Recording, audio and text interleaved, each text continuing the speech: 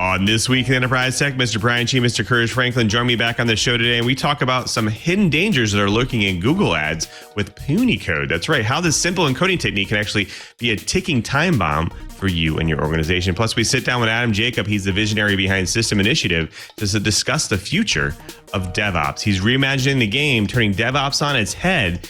Really insightful stuff, so definitely stick around. Reliability, security, and agility for your infrastructure. Definitely shouldn't miss it. TWiET on the set. Podcasts you love from people you trust. This is TWiT.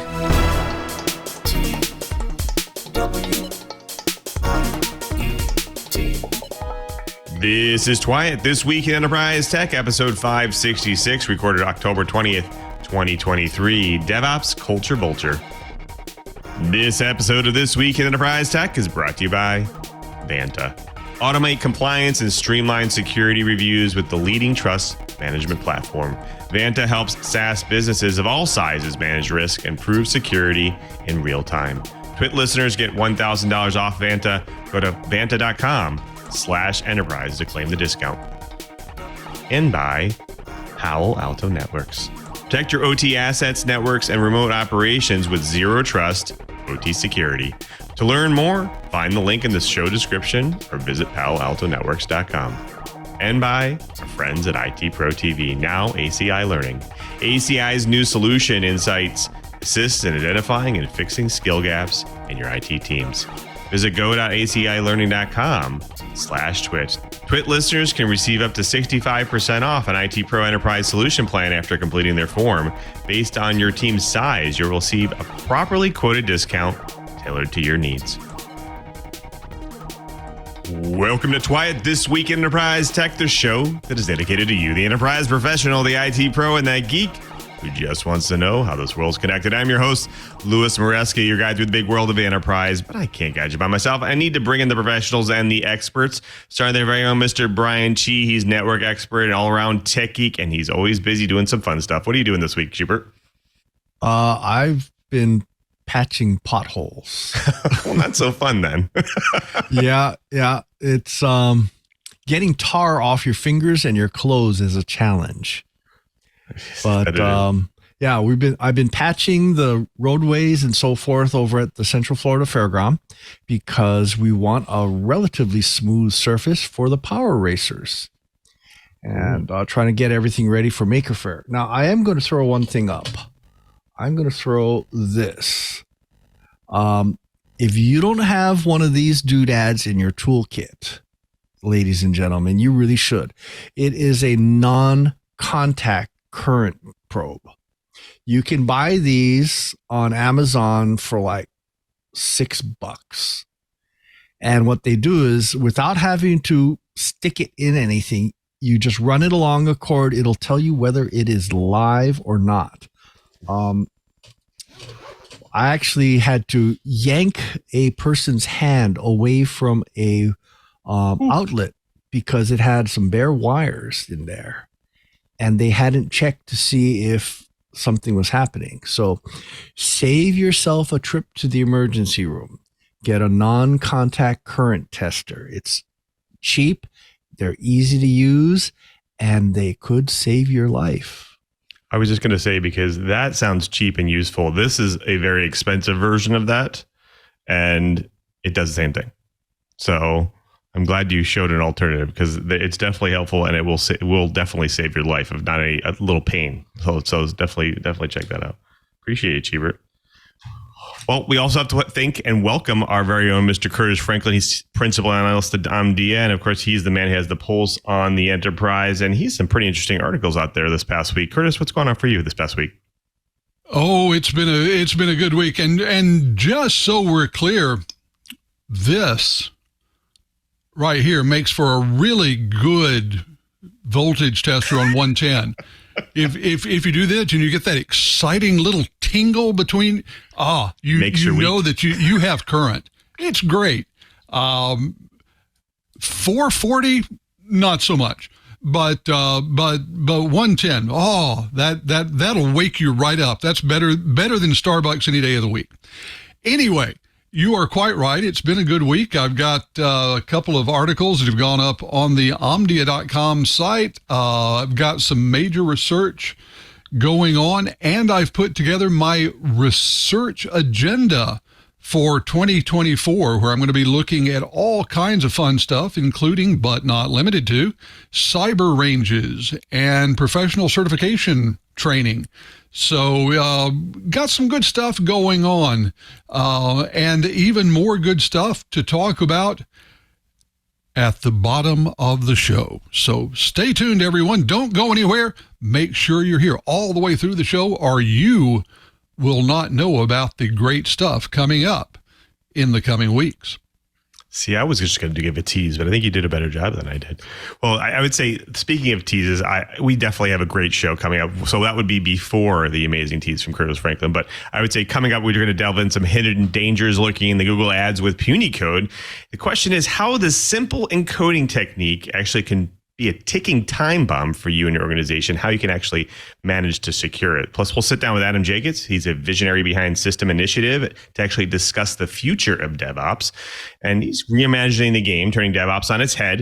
And it's truly insightful stuff. So definitely stick around because he's going to show you how to bring agility, reliability, and security to your tech infrastructure. So definitely stick around. But now, like we always do, we have to take you through this week's Enterprise News Blips.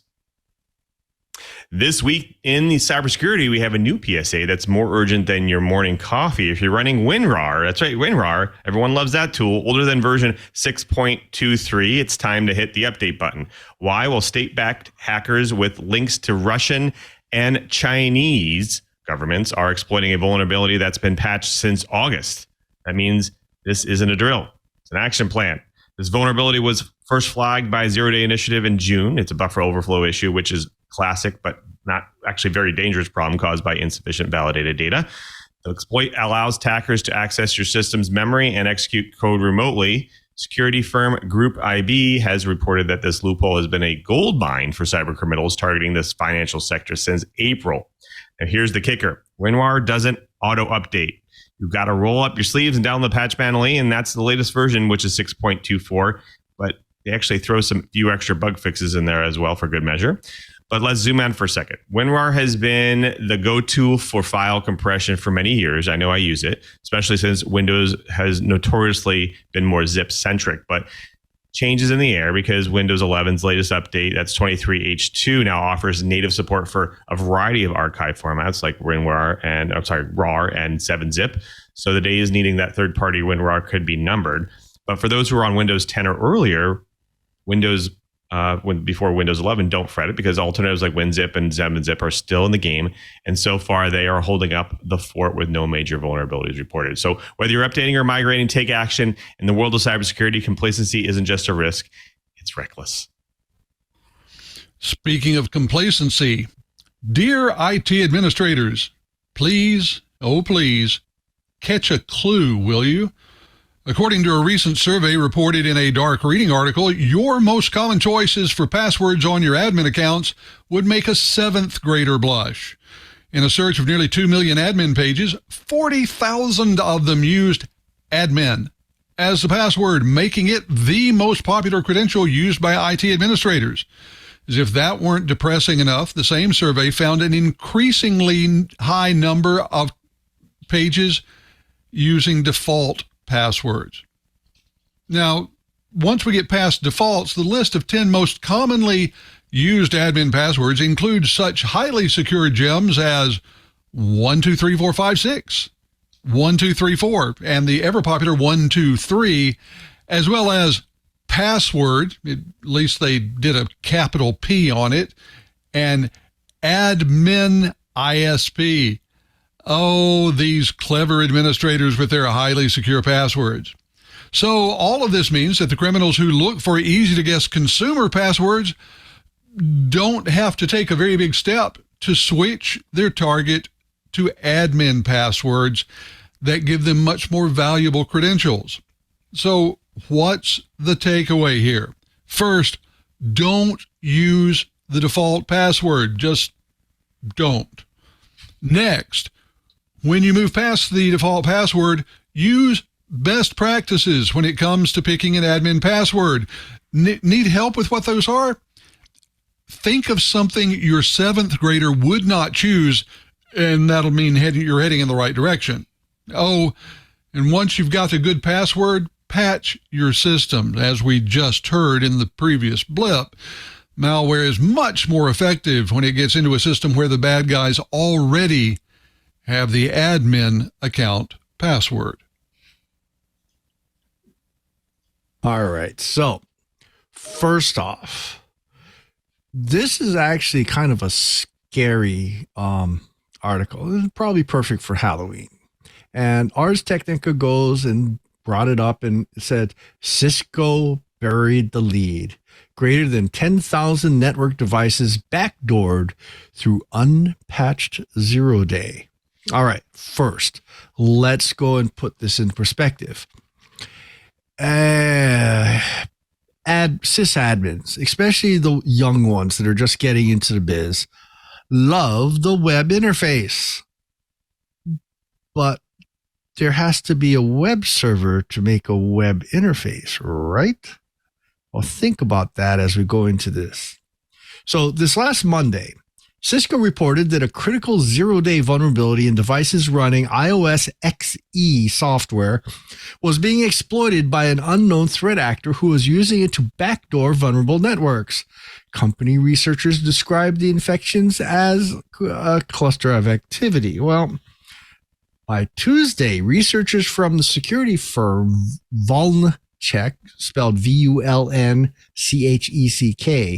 said that at last count, that cluster comprised more than 10,000 switches, routers, and other Cisco devices. All of them, Vulture said, had been infected by an implant that allows the threat actor to remotely execute commands that run at the deepest regions of hacked devices, specifically the system or iOS levels. Well, this is one of those scenarios that really scare me. So if I were a threat actor, I would combine this with a compromised machine set up in promiscuous mode and configure the vulnerable switch to port mirror throughout the network. By combining this and switching between physical ports, I would search for admin streams so that I could increase my foothold throughout the network. Not too far-fetched, especially since, so many sysadmins have been defaulting to scripted maintenance and using apps. The question is, have we automated ourselves into a corner? Let's talk about the seismic shift that's happening in the talent gap landscape. Universities, governments, and industry giants are forming alliances that are nothing short of revolutionary. Why? Because the chip industry is facing a talent crunch that's more intense than that debugging session he had on Friday night. Well, the truth of the matter is the industry needs more than just engineers who can design a chip. We're talking about multi-physics, maybe even 3D integration, cybersecurity expertise, and it goes beyond that normal setting of a strong password. A recent quote by a VP of Advantest put it bluntly: technology is on an exponential curve while engineers are evolving at a snail's pace. Now, governments are not sitting idle either. Geopolitical tensions and supply chain hiccups are actually pouring resources into education and training. The aim here is to bring key components and materials back home. Let's not forget the cybersecurity threats that are more persistent than a pop-up ad. With the Internet of Things expanding, the attack surface is getting as big as a data lake. Now, Arizona State University is partnering with Advantest and NXP to train engineers specifically for the chip test industry. Meanwhile, the Rochester Institute of Technology, or ROTC, snagged a grant from the National Science Foundation to boost research opportunities in semiconductors. And Cornell, well, they're part of the Semiconductor Education Alliance, focusing on upskilling the existing workforce. But that's not filling jobs fast enough. It's more about fostering innovation. Now, Kyle Squares, Dean of IRA Fulton Schools of Engineering at ASU, said it best, quote, if you really want to drive a lot of innovation, you need more individuals achieving engineering degrees. The more you have them, the more ideas you can drive to new inventions.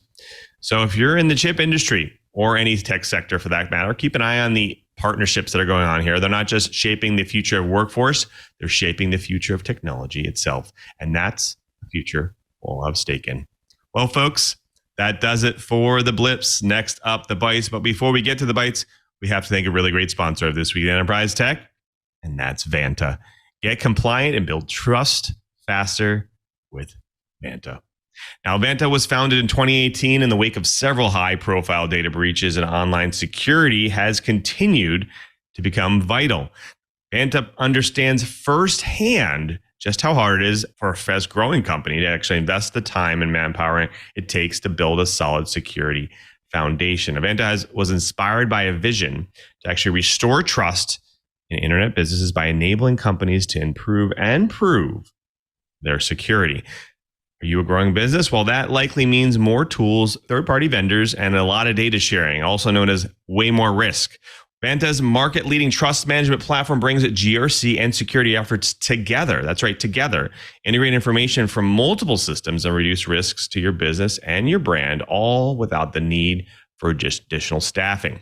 By automating up to 90% of the work for SOC 2 and ISO 27001 and more, you'll be able to focus on strategy and security, not maintaining compliance. G2 resoundingly loves Vanta year after year. Listen to some of the raw customer reviews from business leaders. Quote, there's no doubt about Vanta's effect on building trust with our customers. As we work more with Vanta, we can provide more information to our current potential customers about how committed we are in information security. And Vanta is the heart of it. That's from a CTO. Quote, the best in automated compliance monitoring from a head of quality assurance and customer support. And another quote, great tool with even better customer support from COO, and easy to use with incredible integrations from another COO and a founder. And when you get a system that works to save you time and money, your organization will always be happy. Join 5,000 fast-growing companies that leverage Vanta to manage risk and prove security in real time. Our listeners get $1,000 off Vanta. Go to vanta.com/enterprise to claim this discount. That's VANTA.com/enterprise. And we thank Vanta for their support of This Week in Enterprise Tech. Well, folks, it's time for the bites. Now, this week's bites, we have a cautionary tale that's going to make you rethink that, well, it won't happen to me attitude. Everyone has that attitude when it comes to some of these risks. Now, Google, the tech giant we all know and sometimes love, has been caught hosting a malicious ad so convincing it could fool even the most security savvy among us, especially me. Picture this, an ad for an open source password manager, KeePass, right there on Google. Take a look at the picture when you get a chance because it looks legit. Google vets its ads after all, right? Well, click on it, and you're led to what appears to be the genuine KeePass site, but there's where it gets kind of dicey. The URL is a wolf in sheep's clothing, thanks to the technique known as punycode. It's actually pushing malware, tracked as the name FakeBat. Now, head of threat intelligence at Malwarebytes broke the news, stating the users are deceived twice. That's right, first by the Google ad and then a lookalike domain, and it gets going here, right? The ads were paid by an outfit called Digital Eagle, verified by Google's Ad Transparency Center. So much for due diligence, right? Now, you might be wondering, how do you spot these types of things, right? These imposters. Well, it's kind of tricky. The punycode technique allows for Unicode characters to actually be represented in standard ASCII text. In this case, a tiny comma-like figure below the K is your only clue, and it's easy to miss, especially when the URL has a valid TLS certificate going along with it. Now, this isn't a new trick. In fact, 2 years ago, scammers used Google Ads to drive traffic to a site mimicking Brave.com, pushing malicious versions of the browser. So there are some additional takeaways here. First, foremost, actually be skeptical, even when you're clicking on links and ads from Google. And if you have a doubt, manually type the URL or inspect that TLS certificate to make sure it's valid. But you know what? I'm sure that that's not the only thing, right? There's probably a lot more things to do here. So I want to bring my co-host back in because this is a very interesting topic. So Chee, Brian, obviously it seems like there's a lot of things that users and organizations can do to keep themselves safe from these types of attacks. What are some of them? What do you guys are hearing from people? One of my favorite tricks, one, I don't trust ads. That's probably the biggest one. But if I need to trust an ad, and I'm getting ready to click on something, one of my favorite tricks is I'll actually do a control click, copy the URL, and then paste it into a notepad so I can actually look at all the characters in the URL. It's simple. It's not exactly easy because you You know, if you're trying to do that late in the evening, your eyeballs start crossing. But that's my only suggestion. Once we get through this, though, maybe as an industry, we all need to start thinking about doing things a little differently. Yeah. Indeed. Well, we have Adam Jacob. He's our guest. Adam, what do you think? Is this easy to combat? No, it's brutal, right? I mean, I'm definitely not like pasting URLs into Notepad on the regular. I think there's a piece of this that maybe is just like I try to avoid ads for the thing I'm searching for because they always take me to the wrong spot anyway.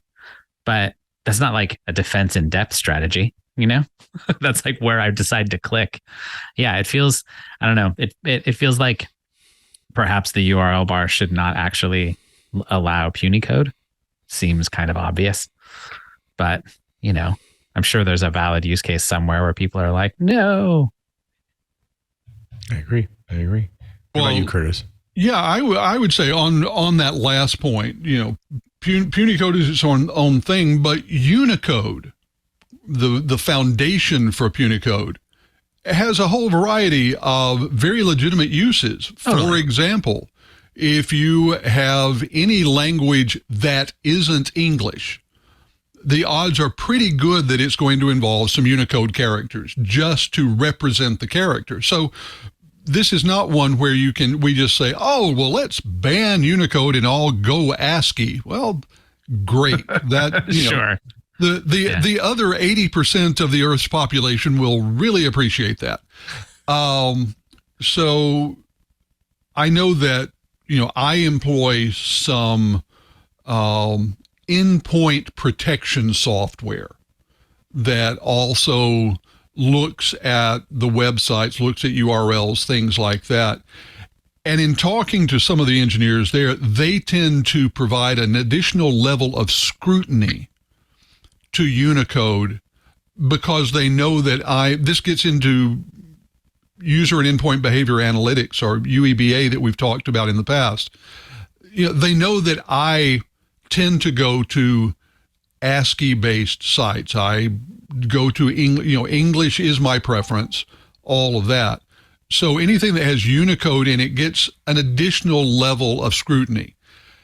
That sort of thing is useful, although it's not foolproof. You know, I think ultimately we have to say you do one of two things. You either just have a personnel policy where you say, don't click on the ads, or you recognize that there is a level of danger in what you do. You know, don't click on the ads is sort of like, well, when you go out to walk in the city, don't cross any streets because that's where the cars live and they're dangerous. Very true. But ultimately, if you want to go someplace, the odds are good you're going to sooner or later cross a street. It is this whole balance of cost versus reward that is the crux of every security decision. It's interesting you bring this up because I think that there are very similar techniques within the organization. Obviously, these types of phishing campaigns are usually evolved very similarly to advanced techniques like punycode. And, you know, obviously there are software and services that help. But, you know, the truth of the matter is our users are our weakest link. Is this, again, just potentially maybe an educational thing too? Like, I know Adam said, hey, I don't copy links into Notepad. That's very true. I think from a case of an email, though, it's something that you definitely want to be, you know, at least open to the fact that whatever's in there, you probably should know what the valid link is before you're clicking on it. Is this something that maybe organizations just start educating their users about?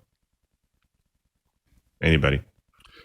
I'm going to say yes. And this is the kind of thing that one of the areas that I research, cybersecurity awareness training, tends to have things like this as part of that training for employees. Right. It is something that everyone should know. And this is, by the way, yet another reason why there are certain actions that are far more dangerous on a mobile device than they are on a laptop or desktop computer. You can at least do the sort of thing that Brian alluded to. You can hover over a link and see what it says it's going to. You can do all kinds of things with a desktop browser that is difficult to impossible on a mobile browser. But telling people, hey, if you see an ad that looks interesting, that's great, but wait till you get to a different browser to try going there. This is an education problem first and foremost, though. And as we all know, that is, I won't say it's a losing battle. There are people who are doing very good things there, and I think most users are not, in fact, stupid. But it is a difficult battle just because the attackers are so doggone good at making compelling traps for the incautious user. Right. Now, Brian, you're very familiar, obviously, with these whole remote desktop solutions, right? And I've seen some VDI. I've seen a lot of companies actually move people who are browsing the internet off of their actual endpoint, off of their device, and into these kind of remote virtual environments that they're controlled. Is that cost effective? Is that a viable solution for this types of things to prevent that type of security violation on people's devices going forward, including mobile? Well, when VDI first came out, I would say no, it wasn't, because when VDI first came out, it was pretty darn expensive. I don't want to point fingers, but our friends at Citrix haven't done a very good job on keeping the cost on virtual desktops within reason. Cost per seat is very high. Now, we did interview a company called Ericom, and they recently bought Cradlepoint. Or was it the other way around? No, so it was the other way around. Cradlepoint bought Ericom, and they have HTML5 based VDI clients, and they've been selling a zero trust client where basically it's a completely jailed client. It can't get to anything other than that browser. And that's kind of cool. So if all of a sudden you find yourself on a site that's trying to harvest all kinds of weird and wacky things, you can actually just close it, and everything, all the temporary cookies and everything just go poof. Now, I want to change paths just a little bit. We did an article. We talked about the Adobe content signatures a show or two ago. And while I argued that I'm not sure I like the idea of having to pay Adobe additional licenses for just to validate that it's a real signature, it sounds like something we might want to consider off in the future. Does the technology exist? I think it does, that you can validate whether or not that URL, maybe it's a extra button or something. You click on that and it goes and validates whether or not the site that is going to is brand whatever. Maybe there's a pull down saying, okay, is this really KeePass? Or pull down, is this really Google? Is this really Microsoft? It sounds cumbersome, but I keep wondering if maybe some bright boy or girl has a good idea on how we can go and put signatures in there. And just as kind of a future teaser, one of the big problems we're having with what this is really talking about is DNS. DNS is a real problem because there's so much trust involved. So as a teaser, for a Christmas present for our viewers, we're going to go and dive in to DNS with some serious depth and see if we can talk to some people that are up to their elbows in DNS every single day and whether or not the industry is doing something about it. I want to kind of go back on the URL, kind of the web browser security side of things. Curtis, there's something else to be kind of more secure way of doing this, right?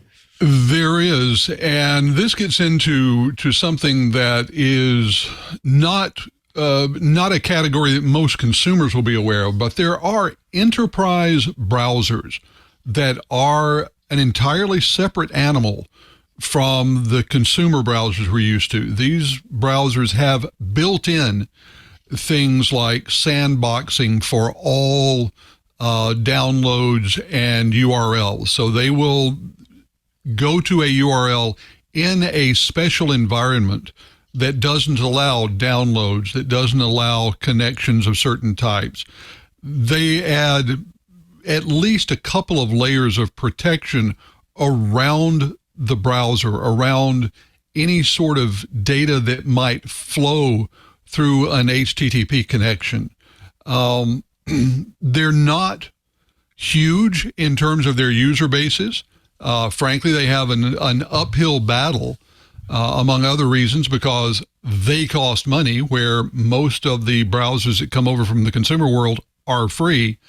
But this is an issue that at the enterprise level, people have thought about, and there are some enterprise class solutions out there that add quite a bit of protection against problems like this.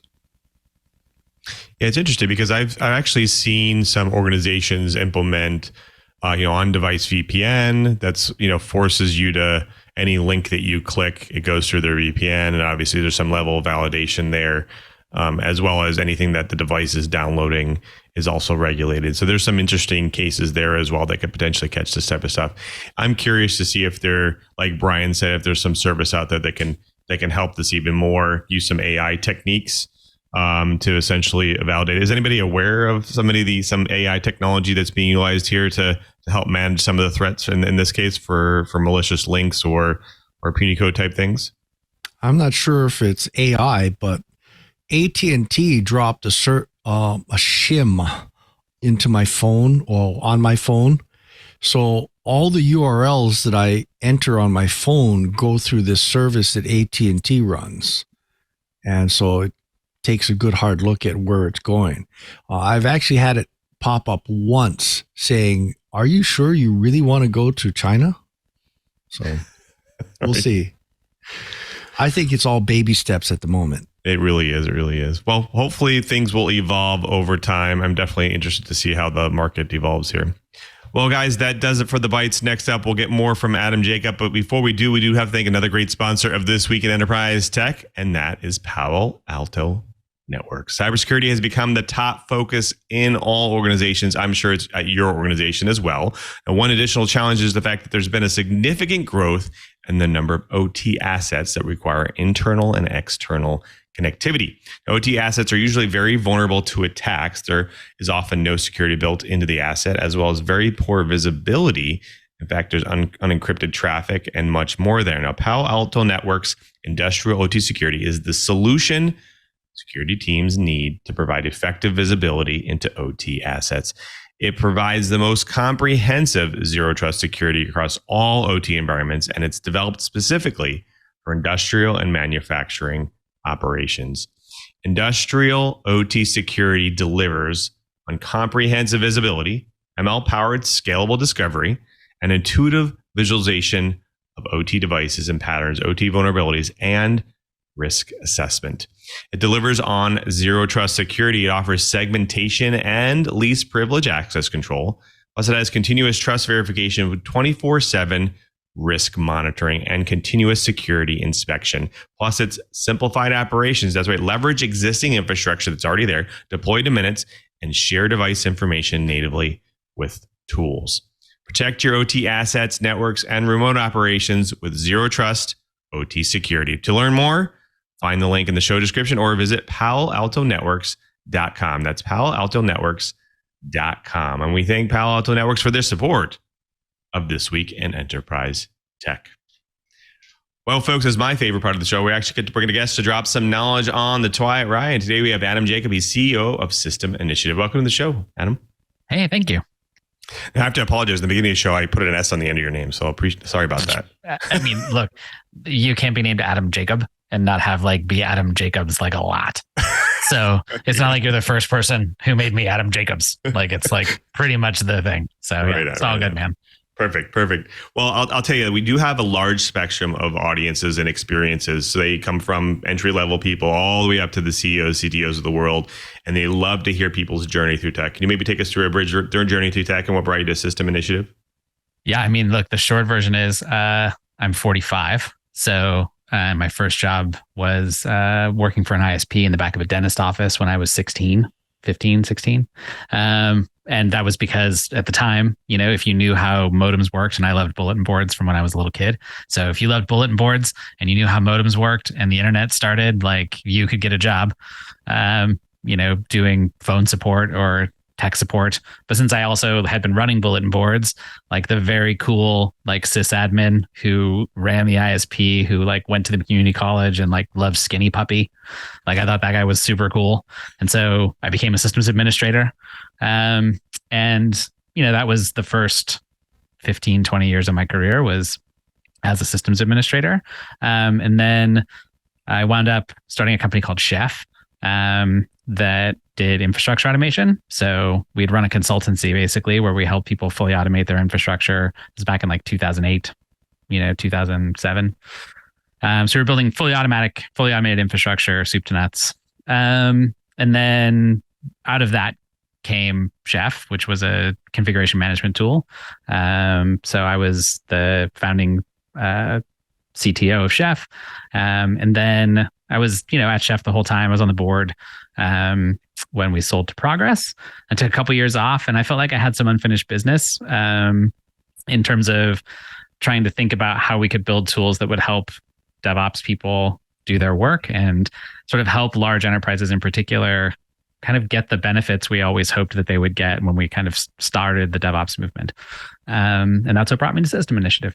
Fantastic. So I'll tell you, I live day in and day out in the world of DevOps. So I can definitely tell you there's lots of challenges that go along with it. But I'm actually curious, when you said it's unfinished business, what was the spark there that made you say, hey, I need to go tackle this? Yeah. So a lot of my work at Chef was out in the world inside large enterprises. And so like I would spend probably like 4 to 6 weeks out of a year, actually kind of embedding myself with teams inside huge enterprises, trying to figure out how to help them do better or how to design new technology or how to run their teams differently, right? I'd sort of take over teams for a couple of weeks and teach them how to do things differently. And it was super valuable. And sort of toward the end of my time at Chef, I wound up in a meeting with some folks at a very large automotive company. And they asked me basically, hey, how would you put together all this automation to solve this problem that we have? And I told them I went to a whiteboard and I like drew the architecture and I explained how it would work and how their like process would need to change and sort of how their culture would need to shift and how the tooling would all work together. And when I was done, I turned around and their global CTO high-fived me, you know, in the meeting. He was like, yes, that was awesome, you know? And I felt nothing. I didn't no joy. Which is weird. Like you should feel joy, right? In that moment, that's like a good moment. You should feel good about it. But I didn't. I just wanted to go home. And a lot of it was because I knew that what I had told him was true. Like if they did all of those things and they put it all together just so that they could have the results that they wanted, they would be able to like collaborate better together. They would be able to ship as many times a day as they possibly could, hundreds, thousands of times a day. They would actually have the collaboration that they really wanted and the agility they wanted for that business. And there was no way that they were actually going to pull it off because there was always going to be something in between that cultural change and the tooling that made it so they just couldn't. They, for whatever reason, they couldn't get there. It was too hard to get there. And I just come to believe that it wasn't because those people like weren't smart enough or because they didn't care hard enough or like believe hard enough in the DevOps rules or culture, you know? It's actually, I came to believe that the way we were putting the system together holistically was the problem. That while every tool we were using was great on its own, when you put them all together, what we got was sort of mediocre outcomes all the time because of the way that the tools worked with the social parts of what we do and the culture of what we did.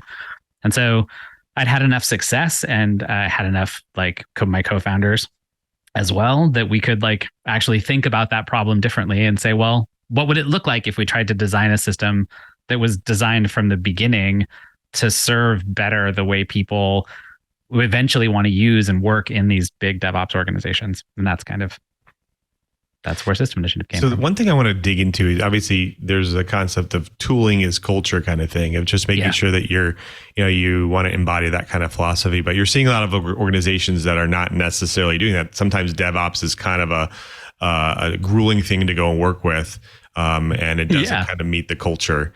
What can happen here to help maybe foster more collaboration efficiency when it comes to tooling? So when we've been saying that like it's more culture than tooling kind of the whole time, like if you go watch a bunch of DevOps talks, like it's a pretty common thing to hear people be like, it's about the culture. Like if you get the culture right, then whatever tooling you pick doesn't really matter. True. I think that's lie is probably a strong word. I'm a person who swears a lot, so I would swear if I could, and then I feel like that would be more accurate. But it doesn't seem like the most sweary show in the world, but like I'd swear if I could, so you just like insert swear word here. I think, and the reason is that culture is defined by what we actually do, right? So there's what you believe. So there's like what you think should happen or whatever, but our culture is what we do. It's how we act. It's how we behave toward each other. It's the way that we work. And so the tools are the ossification of our culture in a very real way. Like the way we put those tools together and the way that forms the mechanism, the physical movement or the intellectual mechanism by which we move through our day. The tools are our culture in a very meaningful way. And so we kind of did, I think, the movement a disservice by saying that the tools don't matter. I think the tools really do matter. And they matter because the expression of those tools and how we put them together is the literal expression of the culture you say you want. Right. Now, one thing I noticed, obviously, System Initiative is described as open source. So that means that you're obviously being able to influence by, being more adaptable, be more robust, and, obviously having people put in their own point of views into the by offering up their own ideas. How is that kind of moving the platform forward to make sure that tools are part of the culture? Yeah, I think look, if your ambition is to take something that's as successful as DevOps has been, and it has been, right? Like the tools we've built are amazing. The work we've done is incredible. I'm so proud of it. I think everybody should be. Like it really is better in the enterprise now than it was in 2007, 2008. Like we did in fact move the needle in a meaningful way. But if you want it to be really a lot, like an order of magnitude better, I'm not a person that like lacks for hubris, like I've got plenty of ego, and like willingness to go and just like pretend I can do it all myself. But in reality, you really do need everybody. You need a bunch of people pulling not only on the same code base and on the same ideas, but on the same movement saying, yeah, actually, you're right. Like these tools aren't serving us the way we hoped that they would. We're not seeing the outcomes we hoped we would see.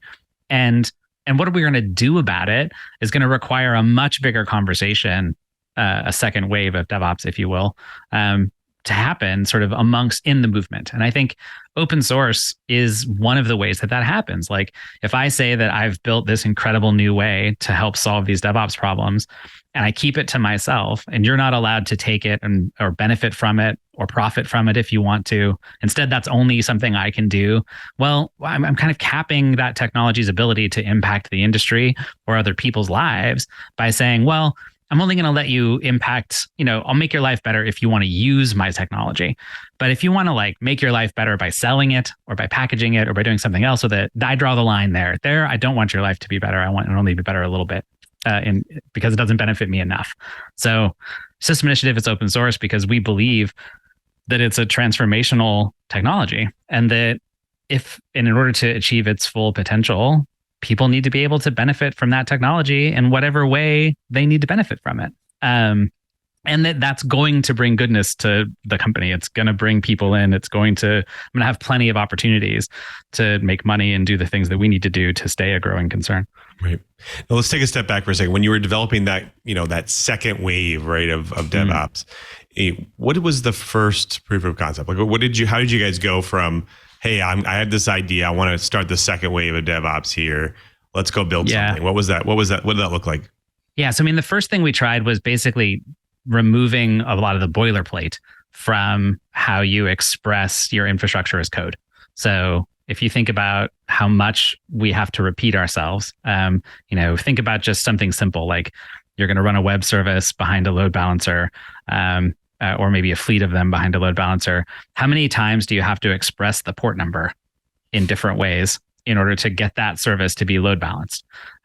And how could we remove the boilerplate from that? Or for example, if you say that you want an EC2 instance to run, there's a bunch of inputs that you need to specify in order to get one, right? I need what operating system is it going to run? How's that operating system definition? Then choose which AMI you're going to use.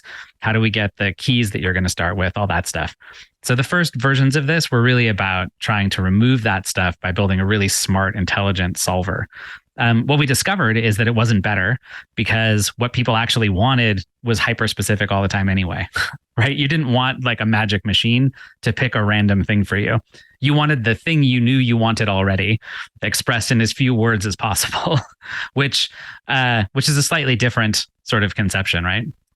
Which led us more toward thinking about it as a UX problem, as a visual problem, and saying, what we actually need isn't a way to remove the boilerplate or the tedium or whatever you want to call it from configuration. What we need is a better way to visualize configuration and the relationships between them, and then to use that visualization to intelligently infer configuration.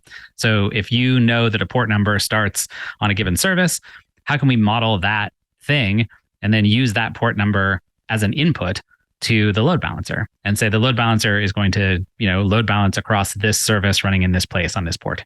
And that's kind of how you get to what System Initiative looks like now, which is a very visual interface over the top of this like big, complicated distributed hypergraph. Fantastic. Well, I do want to talk about this more, and I definitely want to bring my co-host back in, but we do have to thank another great sponsor of This Week in Enterprise Tech, and that's our friends at IT Pro TV, who's now called ACI Learning. Now, 94% of CEOs and CISOs agree that the attracting and retaining talent is increasingly critical to their roles. Now, with today's IT talent shortage, it's more important than ever for your team's skills to be current. Now, 87% of companies say that they have skill gaps in their employees. Plus, it's kind of overwhelming to assess your IT staff skills, but it doesn't have to be. ACI Learning now offers insights. That's right. It's a revolutionary skills gap analysis tool to assure you that the training you're providing actually is working. In a quick 1-hour assessment, ACI Learning's insights will allow you to not just see, but understand and fix the skill gaps on your IT teams. This is something we've all been waiting for, especially IT managers. This insights actually makes it easy because it helps identify specific skill gaps in your employees and see where your team's weaknesses lie. Plus, it empowers your team with personalized training. And we all know blanket training wastes time and money. Now, insights offer detailed solutions, support, and strategy by issuing recommendations and training for individuals and your whole team. Now, compare results against other organizations so you know where you actually stand. Plus, you can test skills and close the gaps with practical labs that allow trainees to focus on the skills they need most. ACI Learning helps you retain your team and entrust them to thrive while investing in the security of your business. More than 7,200 hours of content are available with new episodes added daily. ACI Learning stomps its competitors with a 50% higher completion rate. These are the training solutions your business has been waiting for. Future-proof your team and company with insights from ACI Learning. Visit go.acilearning.com/TWiT. TWiT listeners can receive up to 65% off an IT Pro Enterprise Solution Plan after you're completing their form. Based on your team's size, you'll receive a proper quoted discount tailored to their needs. And we thank ACI Learning for their support of This Week in Enterprise Tech. Well, folks, we'll be talking with Adam Jacob, Chef founder and System Initiative as well. You know what? We've been talking a lot about future DevOps and how we're going to actually get there, but I do want to bring my co-host back in because they have a lot of experience here. I'm sure they got some questions. Who's going first? Kurt? Oh, sure. Why not? One of the questions that comes up often in my part of the world is the perceived gap between the code that is developed using the faster, more rapidly iterated forms of DevOps and secure code. Is this one where you think, do you see signs that we're getting better? That both the tools and the culture are emphasizing secure, and I will use a word that we all hate, reliable code to a greater extent than we did back in the break it fast, fix it fast early days? Oh, that's a good question. I mean, it's probably better than it was then, right? I think we're certainly thinking more about security throughout the life cycle in which we're developing the software and developing the infrastructure sort of as they go with it.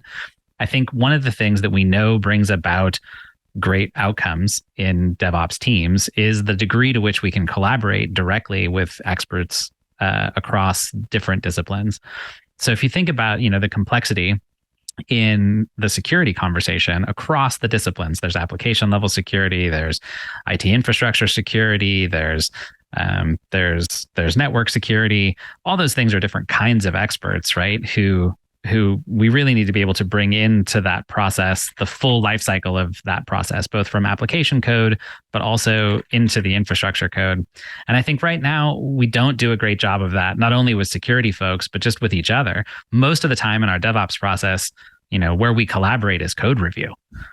And that's not even really collaboration. It's right there in the name. It's review, you've already made the decisions and I'm looking at it after the fact, as opposed to saying, hey, how do I put the information in front of a security expert and just let them ask the question, is this securely configured? Is this actually securely written? What's the application security posture? What's the moment we actually have that conversation with an actual other human being? And right now it's pretty rare to do that. And so I think it's better than it was because we've codified a lot of those practices. We've built a lot of great security technology that can do, security scanning. We can do compliance as code. There's all kinds of technology that's sort of helping us to move that needle and make it better. But the actual thing we need more than anything is human interaction. And that part we're actually kind of not doing a great job about. Okay. So on the human interaction side, to your way of viewing this, does that mean that we're integrating into tools like, say, Slack? Or does that mean that something like a ServiceNow or Atlassian becomes part of the development stack? Yeah, it's an interesting question. So, I mean, one of the things that we've done is we've mostly built tools that work asynchronously. So we say, hey, how do we collaborate? Well, we collaborate by pushing tickets around, right? So we say, here's a ticket that goes to the security person, summon that security person, hope that the ticket has the context they need, right? Or you're going to link them into 3 or 4 different systems to sort of get that context. I think in those cases, it's better than nothing, but I think what you really actually want is to do what we're doing right now. How do I get a security person in Zoom with me looking at the thing I want to deploy, or know whether I need to, right? Can the system tell me, hey, you've stayed on the golden path? I can validate that your configuration is secure because an actual security expert has encoded that policy in the system that is how you express the configuration itself. Therefore, I don't need you to talk to a security person because they already kind of vetted it. Or you have gone off the reservation, right? There's something about the way that you've made this security policy or made this infrastructure or designed this application requires a security review because you've left the path of what we understand. Therefore, we need to summon a person and get them to look at that infrastructure with you. So if you think about the way we collaborate, if you ever watch a UX designer collaborate with someone in Figma, or if you've collaborated with someone in Notion, they're collaborating. You can collaborate together in Miro, for example, where a team gets together and what we're doing is working together to solve the problem in real time. And in DevOps, we don't. In DevOps, it's tickets, it's queues, it's everything but collaboration. Well, with real collaboration being the goal, with that being where we would like to go. Yeah. Is that going to be a single source answer? Or is this always going to be a question of putting together the proper tools for each segment of that problem in a way that lets everyone do what they need to do. You ask such good questions.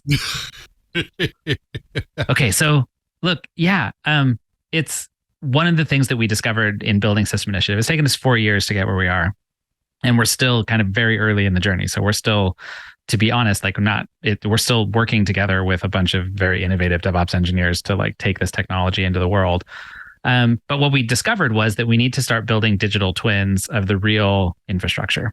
So if you think about sources of truth, we've sort of gone around the horn on this a couple of times as an industry, where it's like, oh, we need a single source of truth. And then we're like, oh, single sources of truth are complicated and hard and very rarely up to date.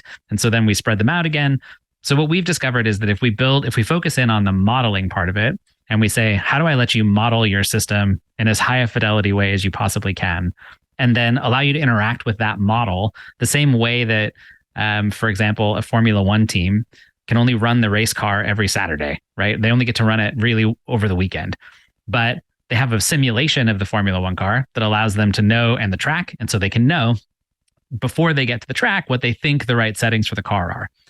We can do the same thing if what we do is build digital twins of your infrastructure. So if we build a model of how the infrastructure works or the application works and its relationships, then we can use the model to inform you about whether what you think should work would, or whether or not it's up to date. And we can ignore things like it takes half an hour to deploy them, or it takes, a super long time to boot an EKS cluster. Instead, you can sort of encode that policy into the simulation. So when you think about how do we get people together and get them to work in a way that feels more Notion-y or Figma-y or like real-time collaboratively, we can do it because what we do is build this simulation, and the simulation is what you're interacting with. And then you can have a separate source of truth that is reality.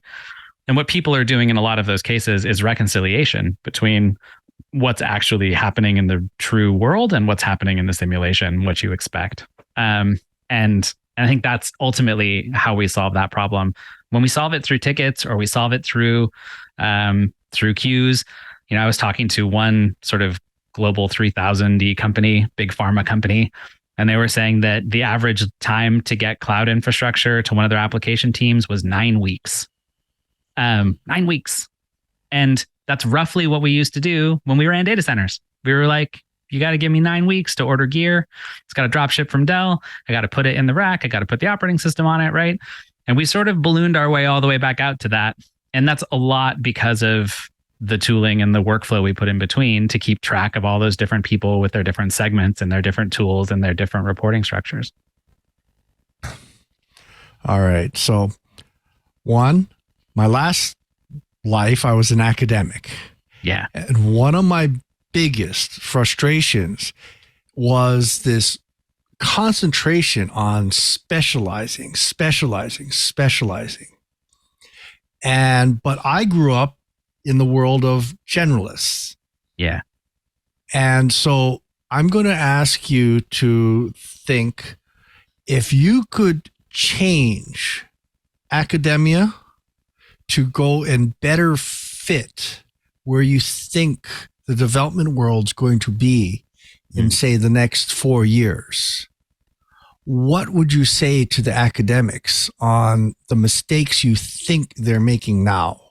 Oh, well, I went to college for like an hour.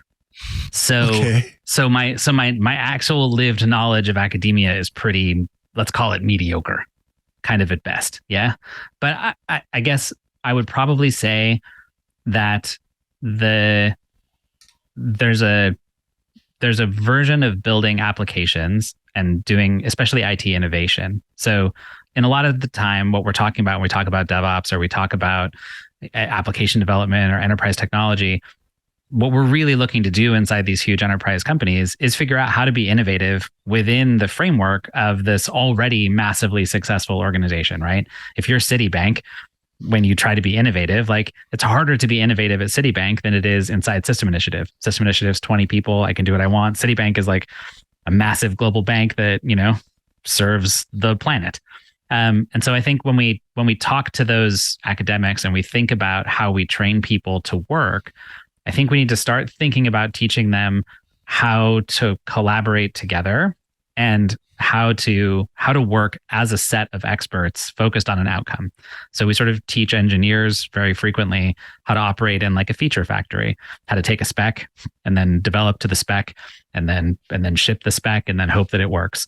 And I think instead we need to teach people how to work together in more collaborative teams. So I suppose if I was creating an academic curriculum to teach people to do that, I'd be teaching them how to work together with, highly engaged product folks to build, very highly aligned and very autonomous teams that discover the path to the right answer and make that innovation framework be better.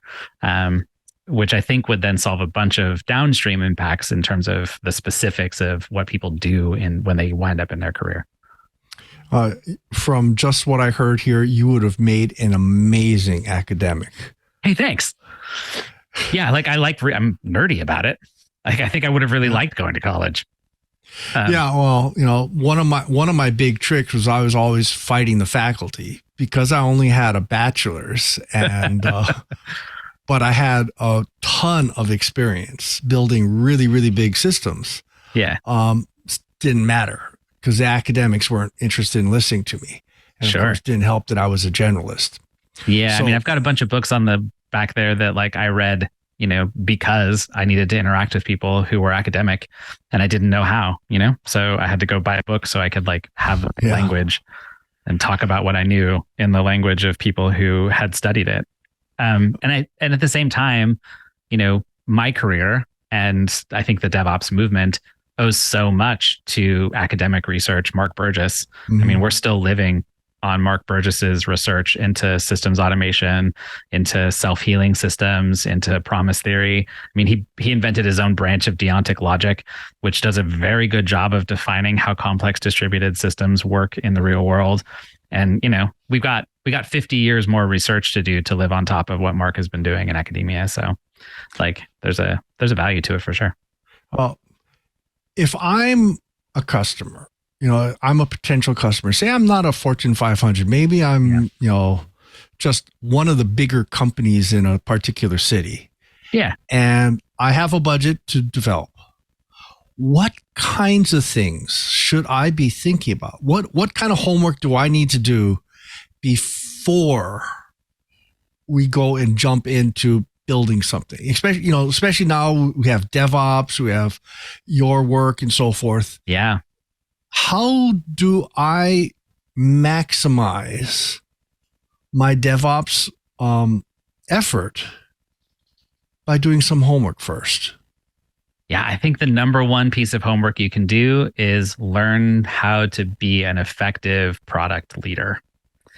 What's lacking most frequently, I've seen in organizations roughly that size, is there's a real art to getting people together and experts and generalists, people with all sorts of expertise, and aligning those people against a singular outcome and holding loosely what you think the solution is to that problem and letting those experts then together discover how to best serve your customers. There's Rick Rubin has a great quote. Rick Rubin's a record producer, and he talks about how rules lead to average outcomes. And he's totally right. If you just follow all the rules, right? If you do everything that we're told to do, what you get is average. No one likes it. It's mediocre at best. And if you want extraordinary results, you got to break some rules. And I think most of the time, the way that, that those people who are in those sort of mid-sized enterprises or even large enterprises can best serve this is by learning how to tastefully break rules. What are the rules you can break? What are the constraints that you believe are hard constraints, but aren't? The things that you take as gospel that were just things somebody made up, but have just sort of hung around as rules that you believe. I another enterprise I talked to once upon a time had a data center. They weren't allowed to use DHCP in the data center. No one knew why. They built an incredible machine to bootstrap infrastructure. They were installing operating systems by literally patching the ISO. Every time they wanted to boot a new server, they would patch the ISO, hard code the IP address that they got from the configuration management database, and then boot that image and then install the operating system. It was bananas, but it was also amazing. like what intelligent people to have worked around this. And when I asked them, why don't you just run DHCP? They were like, because we're not allowed. And I was like, who told you that? And they were like, well, everybody knows. And I'm like, yeah. But who's the human being that said you can't do that? Like, who's the actual person? Like, I'd like to meet them. Let's find that person and understand why this is. And eventually it turned out there was no such person. And there maybe it had never been, but maybe there was, but they were long gone. And I think that sort of thinking, that's product thinking, right? That's just looking at the problem and going, yeah. I hear you that's the way it is now and it's the way you live. But like, what if we tweaked it just a little? Like, what if you just broke that rule and what could happen if? And I think we don't do enough of it in the enterprise, in part because I think the enterprise convinces itself that it's not as creative or it's not as capable or whatever it is, which is just not true. Like if you actually go out into the enterprise and you meet people who do this work, they're incredibly intelligent. They're so creative. They're doing all kinds of fascinating stuff all the time in constraints that people in less complex environments don't have to deal with. But we just don't let them off the chain, you know? Like we never actually just sit them down and go, well, just how about you crush it? You know? So I guess that's probably the number one thing I do is I would say, figure out how to better trust your people and how to let them express their expertise more fully by giving them a better insight into exactly what the problem is that they need to solve, and then let them run. Great wisdom there. And I think a good time as any to close the show. Adam, thank you so much for being here. We're running a little bit low on time, but I want to give you a chance to tell the vast audience more about System Initiative. Where can they go to get started, find out more? Yeah, you can go find out more at systeminit.com. And yeah, System Initiative, our mission is to rebuild DevOps from the ground up. And if you're an innovative DevOps engineer who wants to get in on the ground floor of something, it's not quite ready for you to use in production. It's not going to like replace anything you have today, but it is a really innovative new way to think about the problem. And we're getting closer every day to being able to help you with real production workloads. So come check it out. You can hang out with us on Discord. You can find me on Twitter. Do we still call it Twitter? Do we have to call it X? I don't know. You can find me there or on Blue Sky or on Mastodon or whatever. All those things. I'm easy to find. Well, thanks again, Adam. Appreciate you being here. Well, folks, you've done it again. You sat through another hour of the best dang enterprise and IT podcast in the universe. So definitely tune your podcaster to TWiET. I want to thank everyone who makes this show possible, especially to my amazing co-host, Arthur Barrow, Mr. Brian Chee. Brian, what's going on for you the coming weeks? Where can people find you? In the following weeks, sorry, leave me alone. Truth be told, I am losing my mind between patching potholes, making sure we pick up large numbers of t-shirts so we can go and print t-shirts for the crew and volunteers of Maker Faire, and trying to get the last couple of big strands of single mode fiber between the buildings so that instead of 300 meg max, we're going to have true gig, and maybe, just maybe, if those optics arrive, my backbone will jump from 1 gig to 10 gig. Cross my fingers.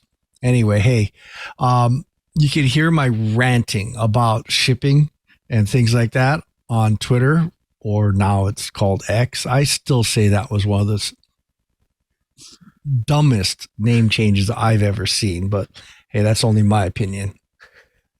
And I've been getting some great feedback. The viewers, have been throwing all kinds of ideas at me. And interesting enough, one of the topics that almost not all of you, but a lot of you have been telling me you want is acknowledging that DNS has been a challenge. So hold that thought. I'm working on it. So throw that at my email. I'm Cheebert, spelled CheeBert @twit.tv. You're also welcome to throw email at TWiET@twit.tv. And coming this holiday season, we're hoping to go and fulfill some of your wildest dreams. Thank you, Cheebert. We also have to thank our very Mr. Curtis Franklin. Curtis, you teased us of some of the stuff that's coming up for you. What's going on for you? Well, I do want to just clarify something that Brian said. We want to make your deepest enterprise, family-friendly dreams come true. There are limits to what we on TWiET will do for our listeners. They're out there, but they do exist. So just wanted to clarify that. With that out of the way, I'm also working to get ready for the Orlando Maker Faire. I think Sunday I'll be there with Brian snorting plastisol fumes as we try to get a bunch of T-shirts printed. I'm building a CNC machine. We're doing all kinds of stuff for that. On the professional front, I am working on my trends to watch for 2024. That'll be coming out soon. I've got a large data product coming out where I look hard at the cybersecurity awareness training and professional certification market, see who the market leaders are, how big the markets are, all that kinds of fun stuff. And I've got more coming up at omdia.com, on dark reading /Omdia, and on LinkedIn, which is where I've been doing most of my social media work lately. So feel free to follow me. I'm on LinkedIn /Curtis Franklin. Also on Mastodon, KG4GWA at mastodon.sdf.org. Would love to hear from members of the TWiET Riot. Let me know what you're thinking about. Let me know what your questions are. There might be some research on that in the future. Thank you, Curtis. Well, speaking of maker stuff, for my birthday, I had to buy myself a new 3D printer, and I have a Bamboo X1 coming. So I'm excited for that. Looking forward to building some amazing little 3D prints and maybe some devices that I can sell. So we'll see how it's going on. Well, folks, I also have to thank you as well. You're the person who drops in each and every week to watch and to listen to this show and get your enterprise and IT goodness. We want to make it easy for you to watch and to listen to the show. So go to our show page right now, twit.tv/TWiET. There you'll find all the amazing back episodes and all our notes for the show. Of course, links for the show and, of course, our guest information. But more importantly, next to those videos there, you'll get those helpful subscribe and download links. There they are. So get the show by getting your audio version, your video version at your choice. Listen on any one of your devices or any one of your podcast applications, because we're on all of them. So definitely check it out and subscribe. It's the best way to support the show. And of course, if you're downloading and watching those shows, definitely supporting us. Plus, there's also another way to support us. That's why Club TWiT. It's a members-only ad-free podcast service, ad-free. Plus, it's got a bonus TWiT Plus feed. It's got a Discord server. Amazing. It's only $7 a month, and it gets you access to all of our podcasts. That's right, all ad-free podcasts. And not only that, you get the members-only Discord server. You can chat with hosts, producers, lots of separate side channels. There's the TWiT Plus bonus content. There's special events, lots of fun stuff. So definitely check it out. I have a lot of fun each and every week on there. In fact, I got to do an AMA a couple weeks ago. I had a lot of fun. So definitely check it out at twit.tv/Club TWiT. And also, Club TWiT offers corporate group plans as well. It's a great way for your team to get your entire team to get access to our ad-free tech podcast. And the plan starts with 5 members at a discounted rate of $6 each per month. And that's right, you get as many seats as you like. You get as many seats as you like to that, as well as it's a great way for your IT departments, your developers, your tech teams to stay on top of all of our podcasts, make them ad-free. And just like the regular memberships, you can go to the TWiT Discord server and that TWiT Plus bonus feed as well. So definitely check out Club TWiT at twit.tv/Club TWiT. Now, after you subscribe, I want you to impress your friends, your family members, your coworkers with the gift of TWiET, because we talk about lots of fun tech topics on the show. We have some amazing guests, so you might as well give it to them. Give them the gift of TWiET and guarantee that they will find it fun and interesting as well. And I guarantee they will also listen and enjoy the show. But I want to make sure that you, if you've already subscribed, that we also do the show live. That's right, live at 1:30 p.m. Pacific time. We do it at live.twit.tv. You can choose your stream of your choice. Come see the pizzas made, all the behind the scenes, all the banter that we do before and after the show. So definitely check out that stream as well. And of course, you can jump into the IRC channel as well, the infamous IRC channel. You just go to irc.twit.tv. There you'll jump into the TWiT Live channel and you'll see all the famous characters that are in there. There's some of them right now there on the screen. Of course, we can't catch them all in that little amount of chat room content, but they're all in there and they always have a lot of fun. So definitely check out the chat room at irc.twit.tv. Definitely hit me up, x.com/LouMM. I'm also on Threads, LouMPM on there. And I'm LouMM at twit.social on Mastodon. And of course, LinkedIn. I'm really big on LinkedIn. I'm always doing stuff on there and posting stuff on there. So definitely check that out. Louis Maresca on LinkedIn, so hit me up on there as well. If you want to know what I do during my normal work week at Microsoft, definitely check out developers.microsoft.com/office. It's a really great way to make your Office experience more productive. You can customize it. In fact, if you have Microsoft 365 right now, open Excel. There's the Automate tab right there. Check out the new Automate tab because that's where my team lives. And it really builds some amazing solutions to make you automate your Excel documents, cross Excel documents, use Power Automate, bring in data from other places. Really awesome environment. So definitely check out the Automate tab to see how it can be more productive for you. I want to thank everyone who makes this show possible, especially to Leo and to Lisa. This Week Enterprise Tech could not do the show without them. So thank you for their support over the years. Of course, thank you to all the staff and engineers in TWiT.